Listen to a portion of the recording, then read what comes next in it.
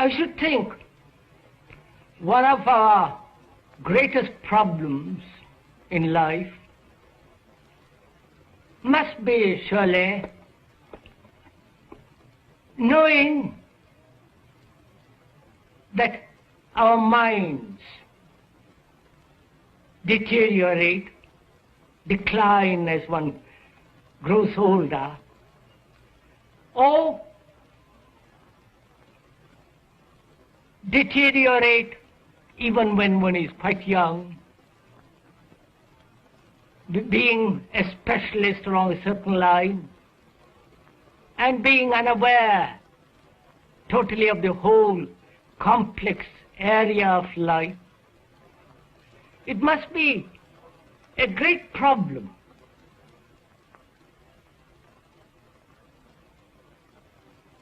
to find out whether it is at all possible to stop this deterioration so that the mind is always fresh, young, clear, decisive. And is it at all possible to end this decline? This evening, further, I would like to go into that.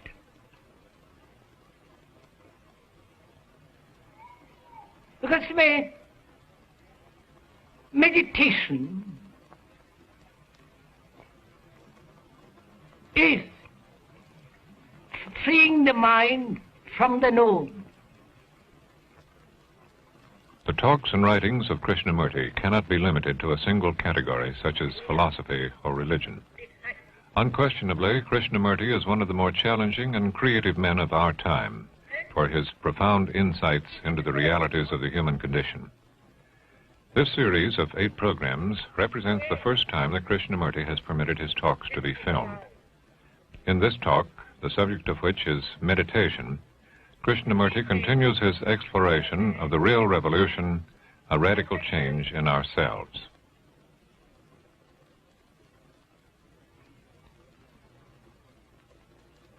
The question then arises, is it at all possible to end this decaying process of this brain as well as of the mind, the whole total entity? And also whether it's possible to keep the physique, the body, extraordinarily alive, alert, energetic, and so on. So that seems to me a great issue, and therefore a challenge to find out. Now, the inquiry into this, not only verbally, but non-verbally, the inquiry, the examination into this is meditation.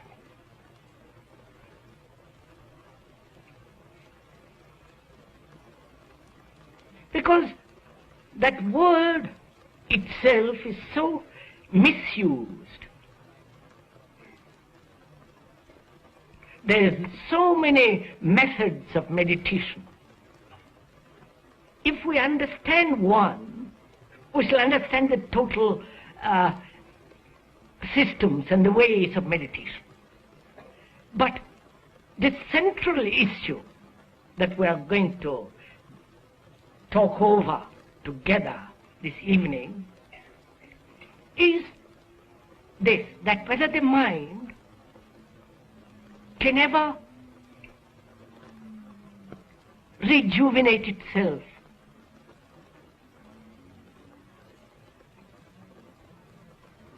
Whether it can become fresh, young, unafraid. The fact is that there is deterioration.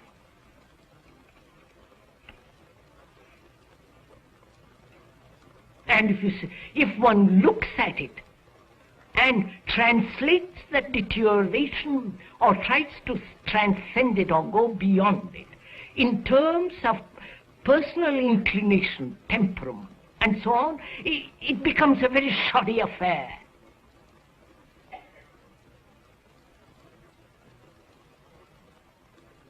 But if one observes it, as you would observe a tree at sunset, light on the water, the outlines of a blue hill,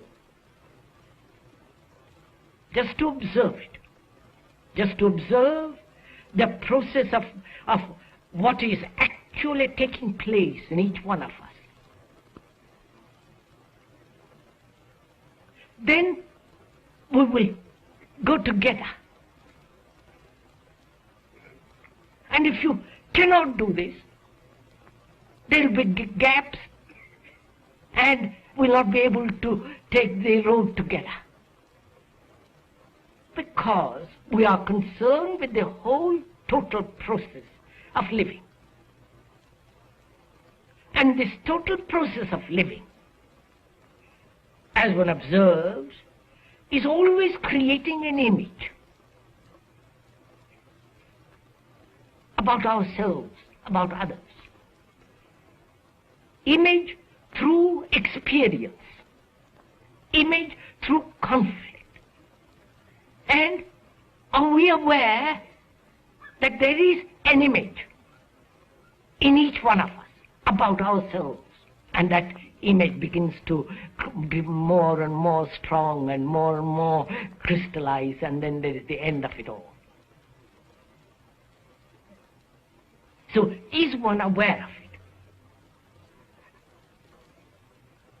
And if one is aware of it, who is the entity that is aware of the image? You understand the issue? Is the image different from the image maker?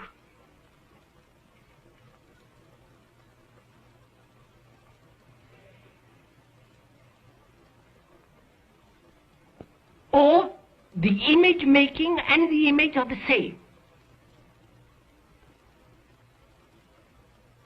Because unless one understands this factor very clearly, what we are going into will not be clear. You understand? I perceive I have an image about myself. I am this and that, I am a great man or a little man, or my name is known, not known, God, all the verbal structure about oneself and the non-verbal structure about oneself. Conscious or hidden. And I realize that image exists.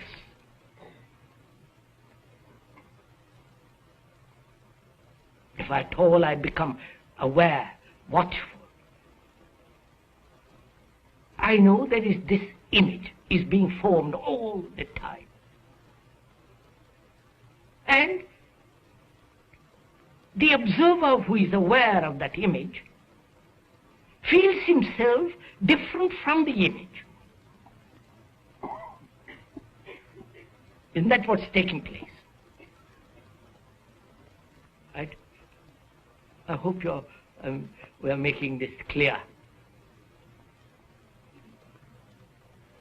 And the observer then begins to either say to himself that this image is the factor that brings about a deterioration, therefore I must destroy the image in order to achieve a greater result, to make the mind young, fresh, and all the rest of it. And he struggles, he explains, he justifies, or adds, strives to alter it to a better image. And this is very important to understand. And effort, struggle, in different ways, either physically or psychologically, as competition, as ambition, aggression, violence, pride, accumulated resentments, and so on, is one of the factors of deterioration.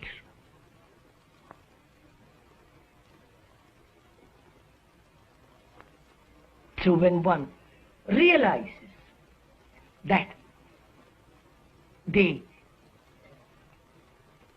observer is the image maker, then our whole process of thinking undergoes a tremendous change.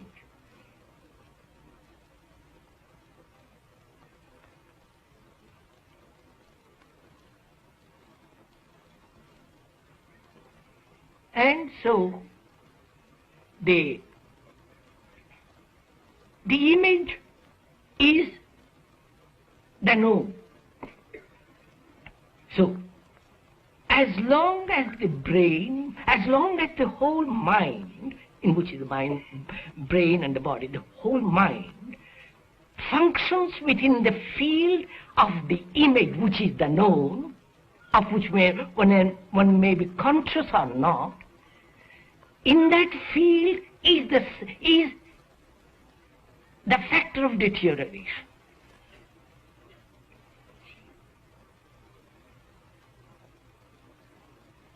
Right? Please don't accept it as an idea which you will think about when you go home. You won't anyhow. But I mean, here we are doing it, taking the thing together. Therefore you must do it now, not when you go home and say, well, I've taken notes and I've understood it, I'll think about it. Don't take notes, because that doesn't help at all. So the question arises, is it possible to empty the mind of the known?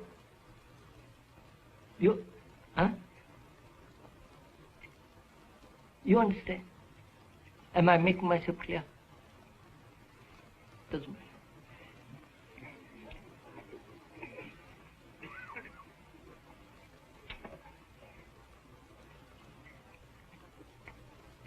One must have asked this question vaguely or with a purpose, because one suffers, one has anxieties, whether it's possible to go beyond, or one has vague hints of it. Now we are asking it, we are asking it as a question which must be answered, as a challenge which must be responded to. And this challenge is not an outward challenge, but a psychological inward challenge. And we're going to find out whether it is possible to empty the mind of the known. This emptying of the mind is meditation.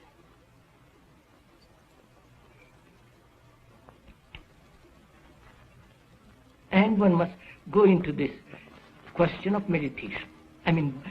Explain it a little bit. All the Asiatic people are conditioned by this world.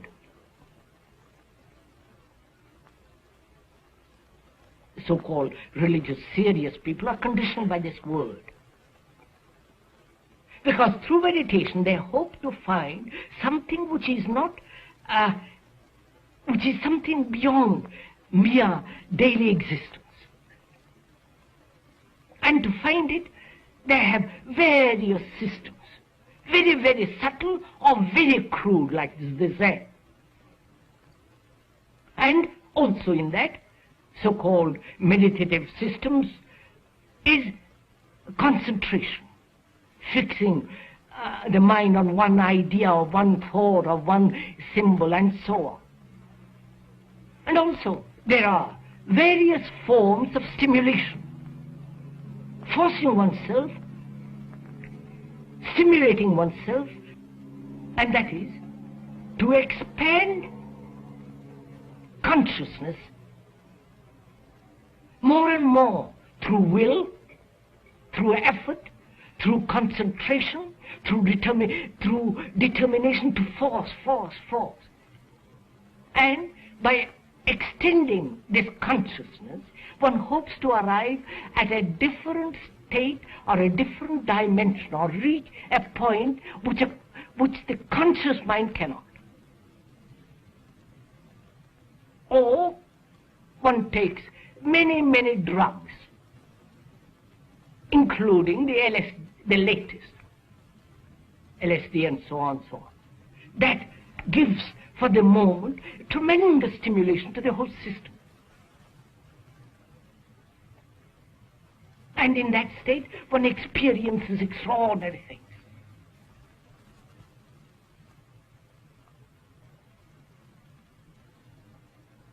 Extraordinary things through stimulation,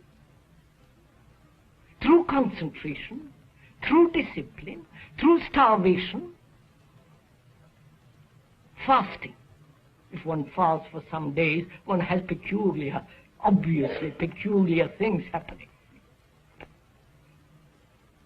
And one takes drugs,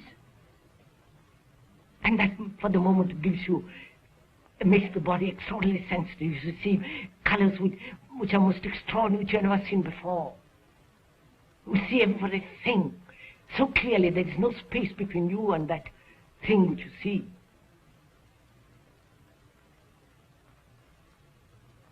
And this goes on in various forms throughout the world. The repetition of words, like in the Catholic, or in those prayers, which all make the mind a little calm, quiet, obviously, which is a trick. If you keep on repeating, you get so dull. Obviously, you go to sleep and you think that's very quiet mind. But that's not meditation. So one can brush all that aside.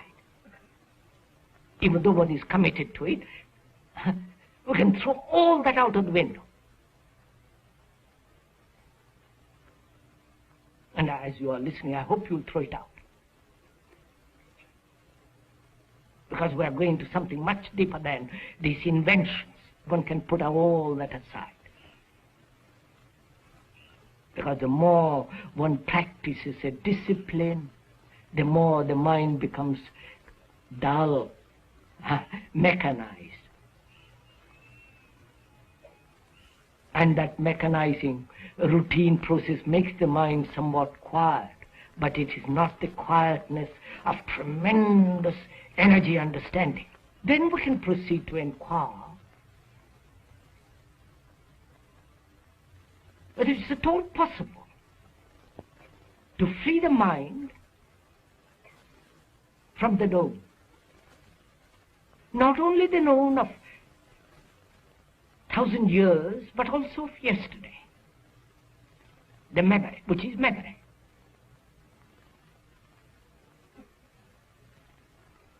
Which doesn't mean that I forget the way to the house that we live in, or technology. That obviously one must have. That's essential. Otherwise we can't live. But we are talking of something much at a deeper level.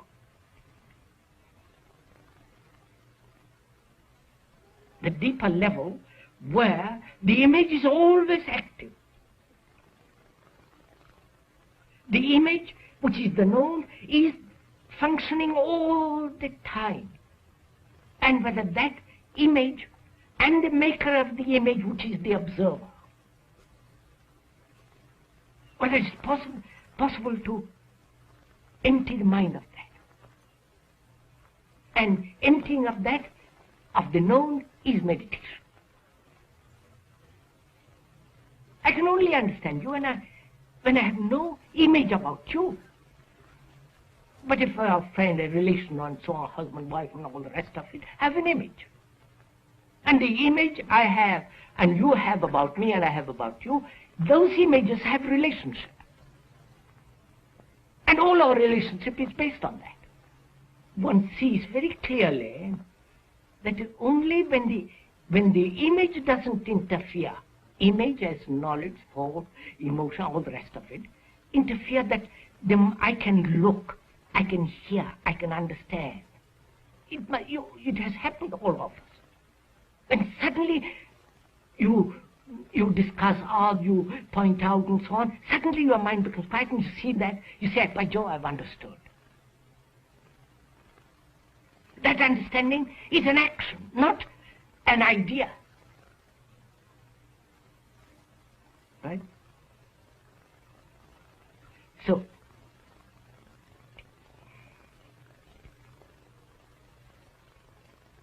there is understanding, action, only action in a different sense than the action that we know, which is the action of the image of the known. We are talking of an understanding which is an action when the mind is completely quiet, in which understanding as action takes place, right? So, there is understanding and action only when the mind is completely quiet. And that quiet, still mind is not induced by any discipline, by any effort. And meditation then is, which one can do when you're sitting in the bus, walking in the street, or washing dishes, and God knows what else. And meditation has nothing whatsoever to do with breathing and all that. If there's nothing mysterious about it, the mystery of life is beyond all this. Beyond the image, beyond effort, beyond the centralized, egotistic, subjective, self-centered activity. There is a vast field of something which can never be found through the known.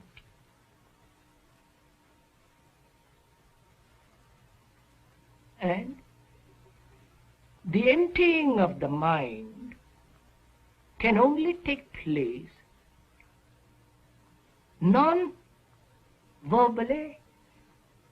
only when there is no observer as the observed. All this demands tremendous attention, awareness. An awareness which is not concentration, just to observe without choosing. I mean, choice takes place only when there is confusion, not when there is clarity.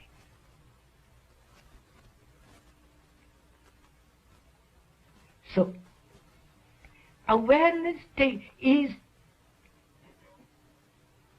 takes place only when there is no choice, or when you are aware of all the conflicting choices, conflicting desires, the strains, just to observe all this movement of contradiction.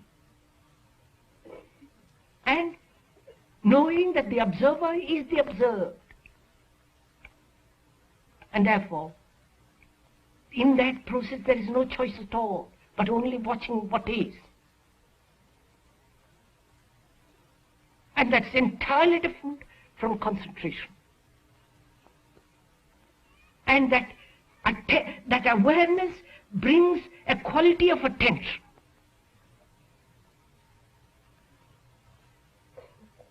In which there is neither the observer nor the observed. And this emptying of the mind with all the experiences it has had is meditation. And that can be emptied only, all the experiences. When each experience, one becomes aware of it, sees the whole content of it, without choice, and therefore it goes, it passes by. Therefore, there is no mark of that experience as a wound, as something to remember, to recognize and keep.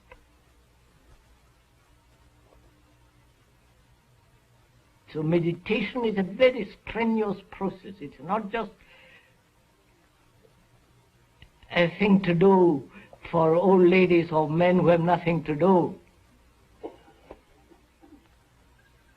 This demands tremendous attention, right through.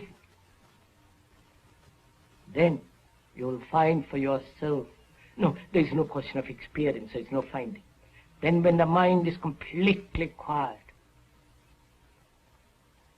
without any form of suggestion, hypnotism, or following a method, when the mind is completely quiet, then there is a quality and a different dimension of which thought can never possibly imagine or experience. Then it's beyond all search. There is then no seeking.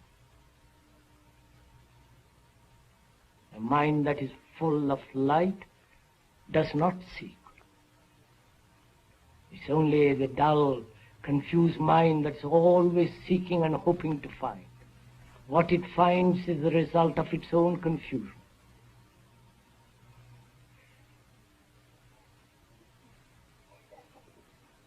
Look, please, if you understand one question, you have understood all the questions. And so, what is important in all this, in asking questions and the answers or the explanations, is that the explanation has no value at all. What has value is how you ask the question and what you're expecting out of that question. If you are attentive of what you are asking, you will see that question is answered without any difficulty. Therefore, there is no teacher, you are everything yourself, both the teacher, the pupil, everything. That gives you tremendous freedom to inquire.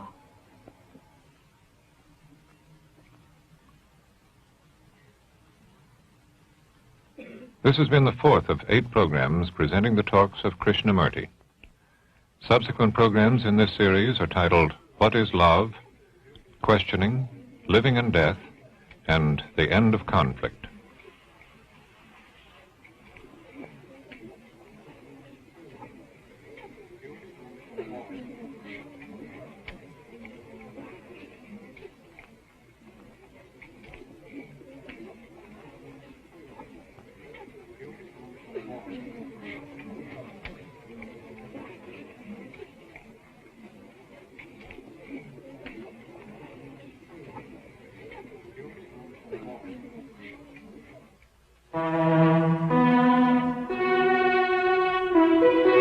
This is NET, the National Educational Television Network.